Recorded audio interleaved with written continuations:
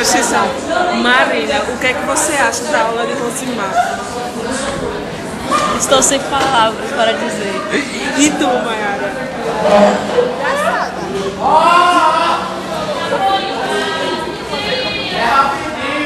Vocês são as putas, velho. Calma aí, vem cá.